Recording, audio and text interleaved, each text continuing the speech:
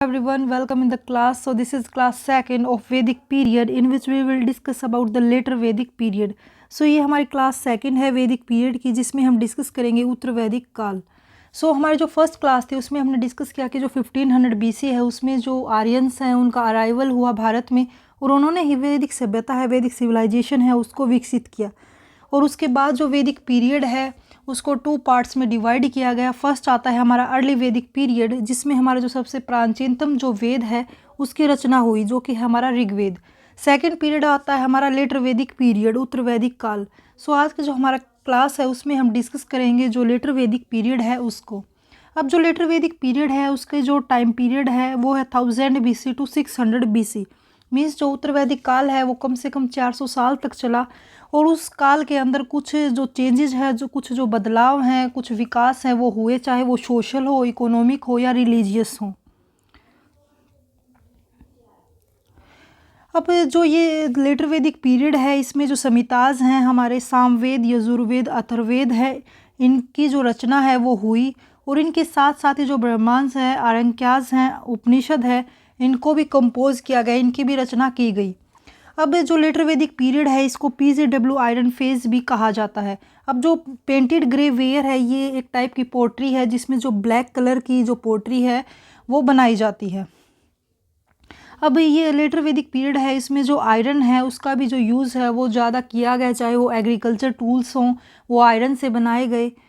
ये जो पीरियड है इसको PGW आयरन फेज भी बोला जाता है. अब जो लेटर वैदिक पीरियड है इसमें जो आर्यंस है उनका जोग्राफिकल एक्सपेंशन हुआ.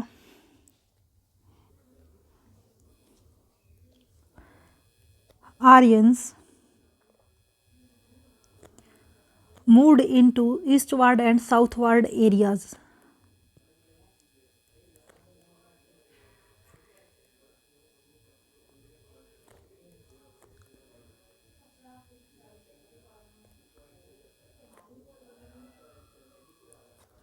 अब जो लेटर वैदिक पीरियड है इसमें जो आर्यंस हैं उनका जो विस्तार है वो शुरू हुआ, और वो ईस्टवार्ड और जो साउथवार्ड जो एरिया है उनमें उनका जो सेटलमेंट है वो शुरू हुआ.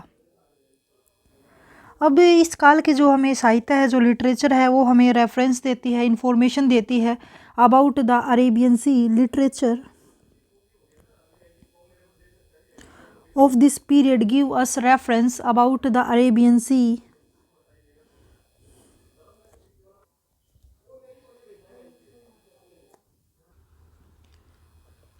Vindhyan Range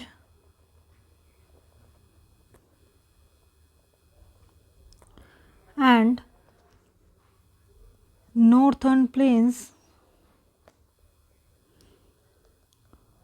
of Ganga Yamuna Doab.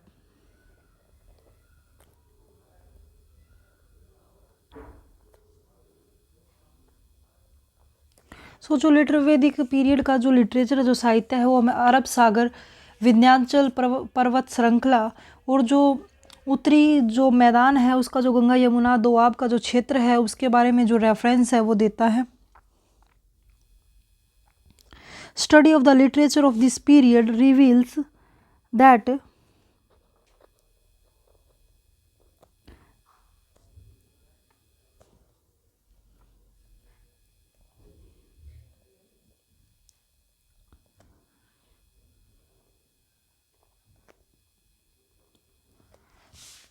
the Aryans moving from Punjab, they settled in Delhi and upper Gangetic plains.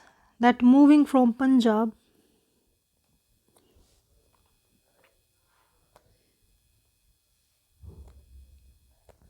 they settled in Delhi and upper Gangetic plains.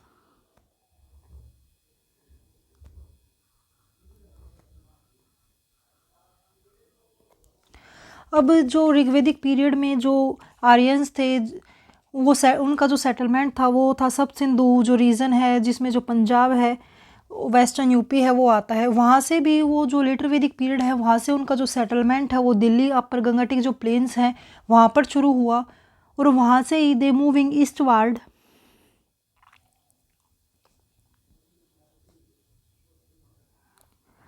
and settled in Awadh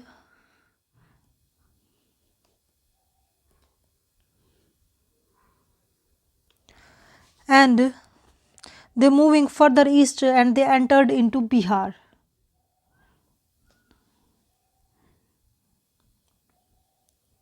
They settled in further Bihar. Means जो later Vedic period है उसमें जो Aryans हैं वो पंजाब से वो वहाँ से सेटल हुए, वो दिल्ली अपर गंगाटिक प्लेन्स में, और वहाँ से सेटल होते होते ईस्टवार्ड डायरेक्शन में वो सेटल हुए अवध रीजन में, और वहाँ से भी वो सेटल हुए ईस्टवार्ड डायरेक्शन में मीन्स बिहार में. सो इसलिए कहा जाता है कि जो आर्यंस हैं वो उनका वो जो रहते थे वो था उनका नॉर्थर्न प्लेन्स. मीन्स जो आर्यंस है they are the inhabitant of northern plains. अब जो जोग्राफिकल एक्सपेंशन है वो हुआ, इसलिए जो लेटर वैदिक पीरियड है उसमें जो इंडिया है उसका डिवीज़न किया गया. Means India was divided into 3 parts, 3 broad divisions of India.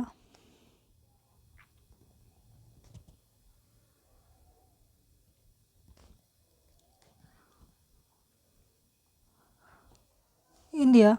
First is Aryavart. Means northern India, क्योंकि जो नॉर्थन इंडिया है वो इलाका है जहाँ पर जो आर्यंस हैं वो इनहेबिटेंट मीन्स वहाँ रहते थे, मीन्स वहाँ के निवासी थे. सो इसलिए वो जो नॉर्थन इंडिया है उसको आर्यवर्त बोला गया. नेक्स्ट है मध्य देशा, central India.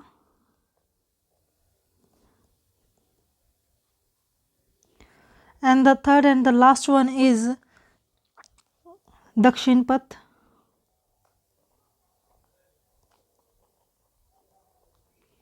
Means southern India. सो ऐसे जो इंडिया है उसका जो डिवीज़न है वो किया गया. फर्स्ट है आर्यवर्त, जहाँ पर जो आर्य हैं वो रहते थे, इसलिए ये जो क्षेत्र है इसको बोला गया Aryavarta, land of Aryans. Second है मध्य देशा जो कि सेंट्रल इंडिया था, और थर्ड था दक्षिण पथ मीन्स साउथर्न इंडिया. अब बात आती है आपकी पॉलिटिकल ऑर्गेनाइजेशन की. मीन्स जो लेटर वैदिक पीरियड है उसमें जो पॉलिटिकल कंडीशन थी वो कैसी थी. सो जो पॉलिटिकल कंडीशन है, राजनीतिक जो व्यवस्था है लेटर वैदिक पीरियड में वो कैसी थी. सो फर्स्टली जो ऋग्वेदिक जो जन थी, मीन्स जो ऋग्वेदिक पीरियड में जो ट्राइब थी वो ट्रांसफॉर्मेशन हुई उनकी जनपदाज में. मीन्स ऋग्वेदिक जन वॉज ट्रांसफॉर्म्ड इनटू जनपदाज. जो जन है उसका मीनिंग होता है द ट्राइब, और जो जनपदाज है उसका मीनिंग होता है the areas where tribe live.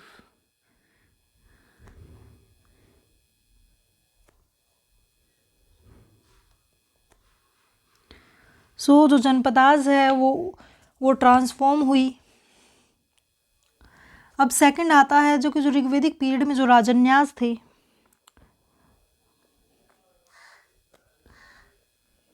राजन्यास of Rigvedic period become the क्षत्रियाज. मीन्स जो ऋग्वेदिक पीरियड में जो जिनको राजन्यास बोला जाता था उनकी जो ट्रांसफॉर्मेशन हुई और वो बन गए क्षत्रियज. और जो क्षत्रिय थे उनके पास क्या पावर थी, they hold the territories, they have the power over the territories.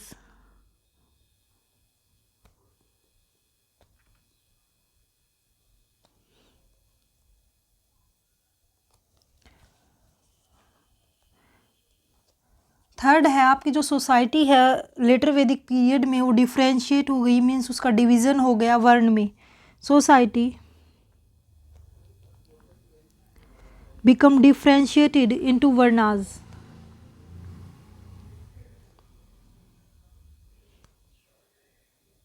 जो समाज है उसका विभाजन हुआ.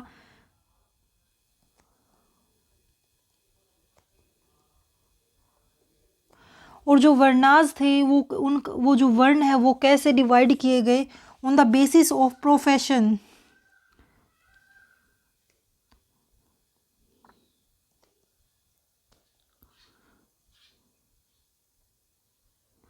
जो लोग हैं उनके जो वर्ण है वो डिसाइड किए गए उनके काम को देखकर, और जो वर्ण है उससे ही जो राइज हुआ जातीज का, it give rise to जातीज।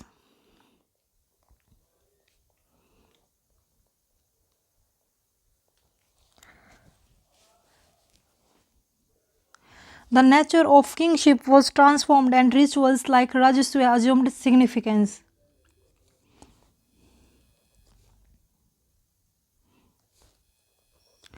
Rajaswa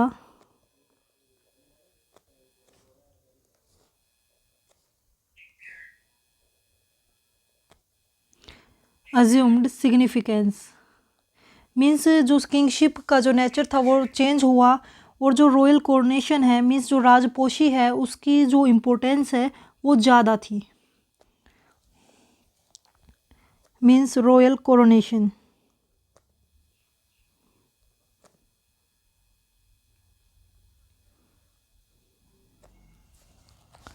Then assemblies lost their importance and the royal power increased at their cost. जो असेंबलीज हैं, जो ऋग्वेदिक पीरियड में जो असेंबली थी, विधाता सभा, अब ये जो असेंबलीज हैं इनकी जो इम्पोर्टेंस है वो कम हुई, और जो रॉयल पावर थी मीन्स जो राज्य दरबार में जो लोग थे उनके पास जो पावर थी उनकी जो सिग्निफिकेंस है, उनकी जो इम्पोर्टेंस है वो ज़्यादा थी। Assemblies lost their importance and royal power increased.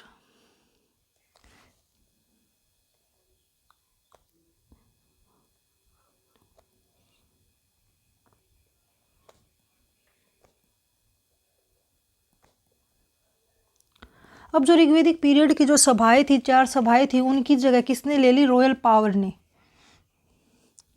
Next, अब जो वुमेन थी, अब लेटर वेदिक, अब जो ऋग्वेदिक पीरियड था उसमें जो वुमेन थी उनको सभा और समिति जो अटेंड करने की परमिशन थी, बट जो लेटर वैदिक पीरियड है उसमें जो वुमेन है were not allowed to attend sabha and samiti. Women were not allowed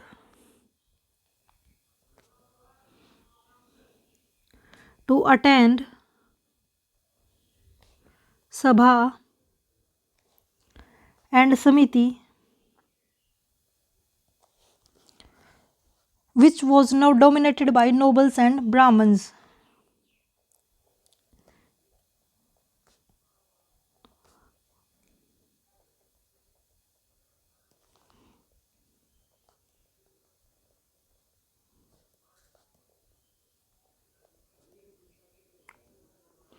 अब जो लेटर वैदिक पीरियड है उसमें जो वुमेन है उनको परमिशन नहीं थी कि वो सभा और समिति जो असेंबली है उसको अटेंड करे, बल्कि इनकी जगह पर जो नोबल जो लोग थे, ब्राह्मण्स थे, सोसाइटी के ये जो 2 वर्ण के जो लोग थे वो ही ये सभा है वो अटेंड करते थे। लेटर वैदिक पीरियड में जो किंगडम है उसकी जो फॉर्मेशन है वो स्टार्ट हुई, और जो राजा है जिसका जितना बड़ा किंगडम है उसके पास उतनी ही पावर है वो होगी। फॉर्मेशन ऑफ बिगर किंगडम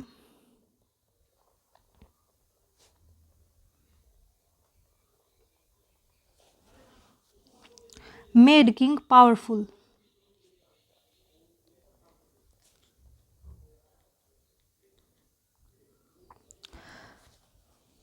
अब जो लेटर वैदिक पीरियड है इसमें जो टर्म राष्ट्र है वो फर्स्ट जो अपीयरेंस है वो देखने को मिली। राष्ट्र जिसका मतलब होता है टेरिटरी।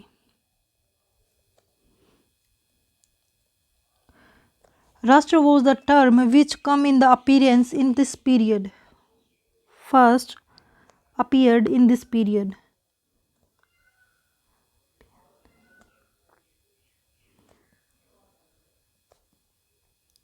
मीन्स जो राष्ट्र जो टर्म है, राष्ट्र जो शब्द है, इसका जो फर्स्ट जो यूज़ है वो लेटर वैदिक पीरियड में किया गया था। जो राजा है उसको अपने जो दरबारी है उसको जो दरबार है उसको मेंटेन करना पड़ता था, इसलिए जो काउंसिल ऑफ एडवाइजर्स हैं उनकी ज़रूरत पड़ती थी, जिनको बोला जाता था रत्नीज। Means council of advisers.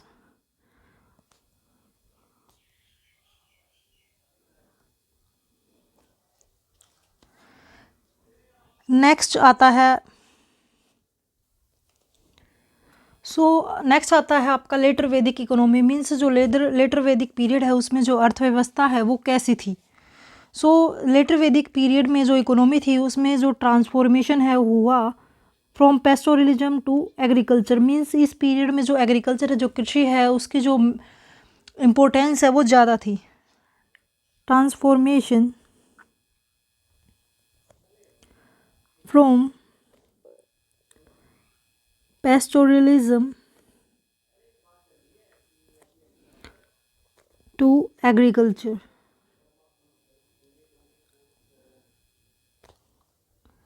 जो ये जो पीरियड है इसमें जो कृषि है वो ज़्यादा की जाती थी और उसमें सबसे ज़्यादा जो इम्पोर्टेंस थी वो थी मिक्स्ड फार्मिंग।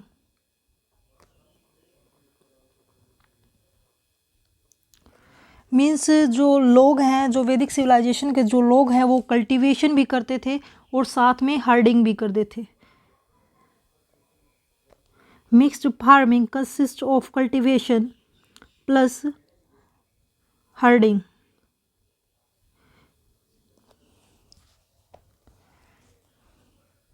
ये जो पीरियड है इसमें जो लैंड क्लियरिंग की जो प्रोसेस है वो शुरू हुई। मीन्स जो जंगल है उसको साफ करके जो एग्रीकल्चर जो लैंड है उसमें ट्रांसफॉर्म किया गया।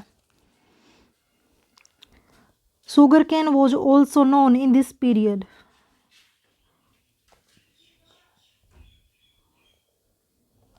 जो गन्ना है उसकी भी जो खेती है वो की जाती थी।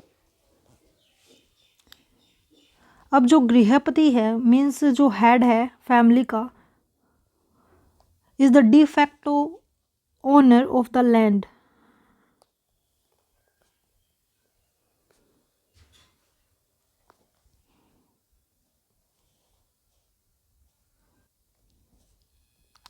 अब जो 4 वर्ण थे उसमें जो शूद्र था, शूद्र जाति के जो लोग थे वो यूज़ किए जाते थे जो कल्टीवेशन में जो वर्क होता है उसके लिए।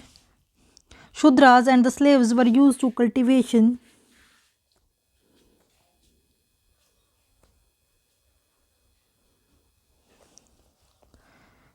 वैश्य was the producing class।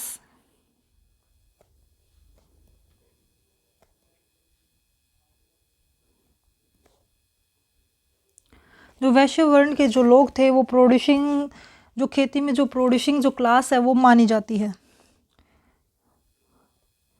Kshatriyas and वैश्यास are depend on Vaishyas for their subsistence।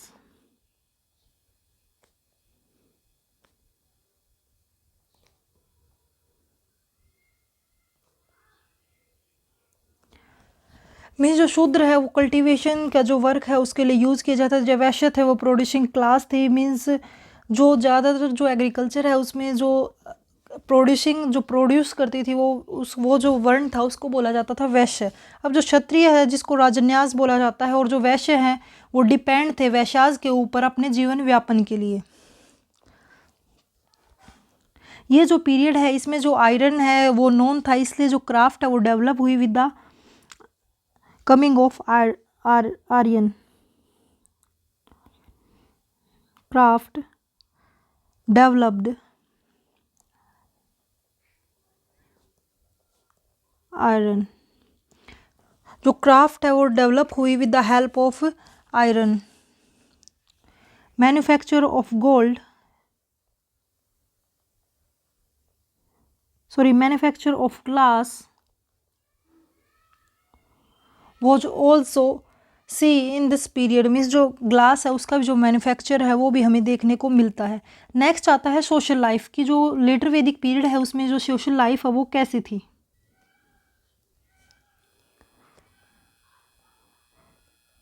जो गोत्र है लेटर वैदिक पीरियड में जो गोत्र है उसकी जो इम्पोर्टेंस है वो ज़्यादा थी। गोत्र come into significance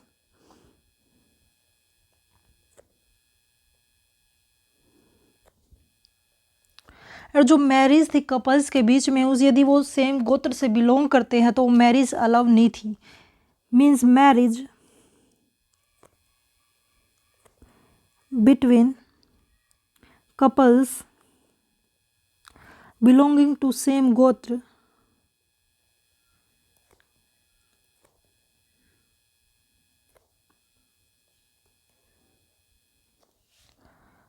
is not allowed.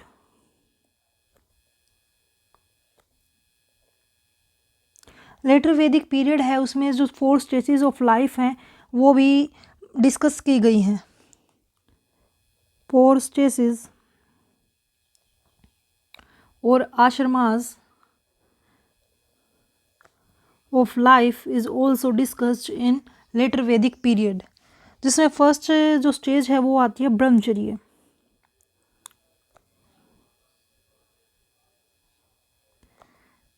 Means celibacy. Second stage of life is गृहस्थ।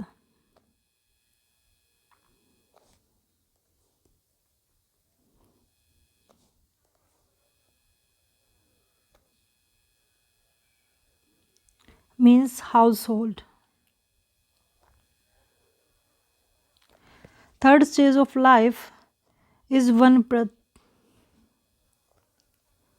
वनप्रस्थ।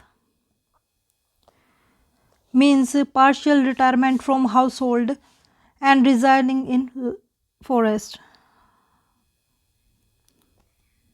Partial retirement from household life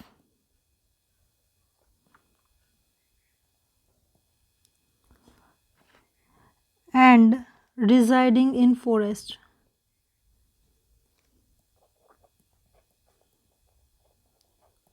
वनप्रस्थ है वो ऐसी स्टेज है लाइफ की जिसमें जो पार्शियल जो रिटायरमेंट है, हाउस होल्ड जो लाइफ है मीन्स जो गृहस्थ जो जीवन है उससे पार्शियल रिटायरमेंट लिया जाता है और जो मनुष्य है वो फॉरेस्ट में रहना शुरू कर देता है।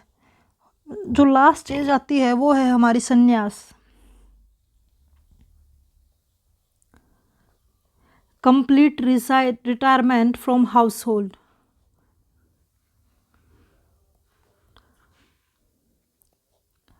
From active participation in life.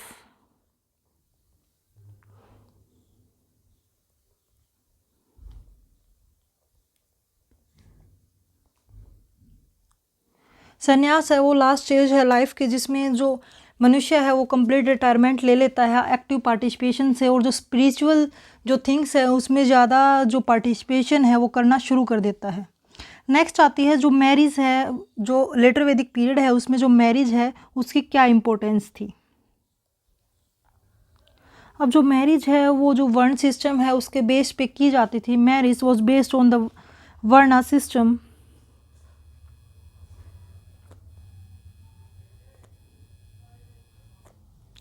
और जो वर्ण व्यवस्था है उसके अनुसार जो मैरिज है वो 2 टाइप की होती थी। फर्स्ट है अनुलोमा।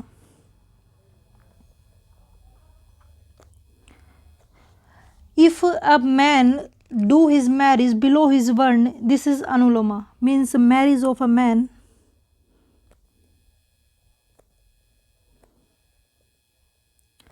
below his varn। यदि कोई आदमी अपने वर्ण से नीचे की लड़की से शादी करता है तो वो मैरिज बोली जाएगी अनुलोमा। सेकंड थी प्रतिलोमा, means marriage of a girl to a man lower than her own varn। marriage of a girl below his varn। यदि कोई लड़की है अपने नीचे के जो वर्ण के लड़के से शादी करती है तो वो जो शादी है वो बोली जाएगी प्रतिलोमा। सो जो रिलीजियस कंडीशन है, जो धार्मिक जो कंडीशन है वो कैसी थी। अब जो धार्मिक जो कंडीशन है वो कैसी थी। सो जो ऋग्वेदिक पीरियड में जो इंद्र और जो अग्नि है उनकी काफ़ी इंपॉर्टेंस थी, लेकिन जो लेटर वैदिक पीरियड है उसमें जो इंद्र और जो वरुण है उनकी, इंद्र और जो अग्नि है उनकी जो इम्पोर्टेंस है वो गायब हो चुकी थी। इंद्र एंड अग्नि lost their significance।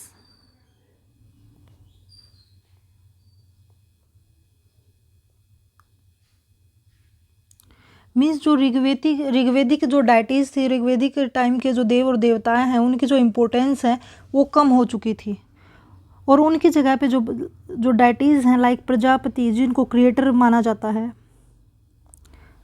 रुद्र जिनकी जो ज़्यादा इम्पोर्टेंस थी, पुषाण, Vishnu gained significance.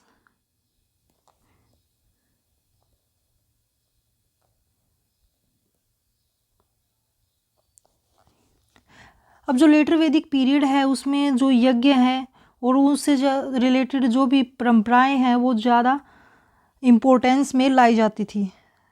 Means sacrifices and related rituals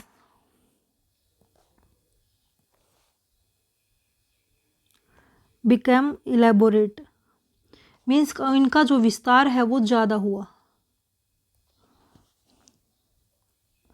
अब जो यज्ञ है या फिर उससे रिलेटेड जो भी रिचुअल्स हैं उनका जो विस्तार है वो हुआ, इसलिए जो प्रीस्ट है, जो पुजारी है, वो उस टाइम पे क्या बन गए, चीफ बेनिफिशरीज बन गए। मीन्स उनकी जो समाज में जो इम्पोर्टेंस थी वो ज़्यादा थी।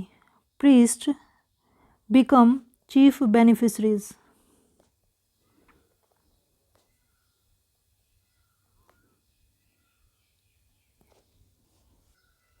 अब जो लेटर वैदिक पीरियड है उसमें जो मेन प्रिंसिपल था हिंदुज़म जो रिलीजन है उसका, वो था doctrines of main principal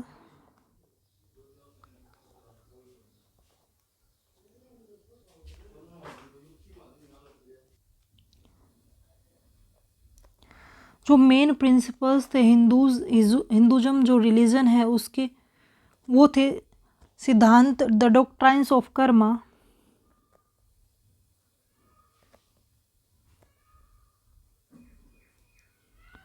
Maya, transmigration,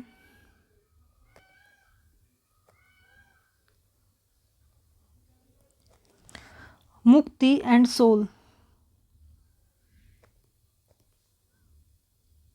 सो इन्हीं के ऊपर जो हिंदुज़म है वो कंप्लीट बेस था। मीन्स ये जो चार जो मुख्य ये जो सिद्धांत था वो हिंदुज़म के माने जाते थे। सो हमारा जो ओल्डेस्ट जो उपनिषद है वो भी इसी पीरियड में कंपोज हुआ। Oldest Upanishad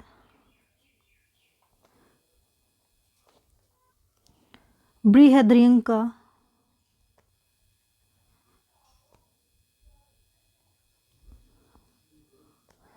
and Chandogya was composed in this period,